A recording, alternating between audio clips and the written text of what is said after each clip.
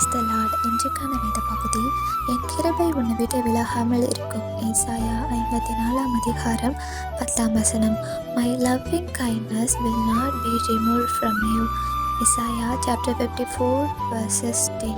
நம்மளுடைய வாழ்க்கையில் நம்மளை காக்கிற தேவன் நாங்கள். நம்மளுடைய ஏசப்பா நம்மளை எப்பொழுதுமே அவருடைய கிருபை விலகாமல் எப்போவும் நம்மளை சுற்றி கொண்டே இருக்கும்.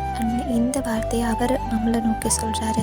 என்னுடைய கிருபை, என்னுடைய இரக்கம் எப்பொழுதுமே உன்னை விட்டு விலகாமல் எப்பொழுதும் உன்னை தாங்கி கொண்டிருக்கும்னு சொல்லி. ஆமாங்க, நம்மளுடைய வாழ்க்கையில் இன்றைக்கி நம்ம கூட இருந்தவங்க இல்லாமல் எத்தனையோ பேர் இருக்கலாம்.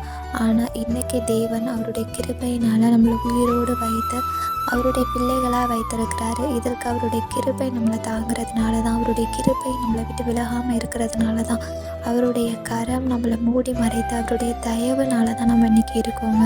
அதை உணர்ந்தவங்களாக நம்ம இருக்கும் பொழுது தேவன் உண்மையாய் நம்மளை வழி நடத்த வல்லவராக இருக்கிறார்.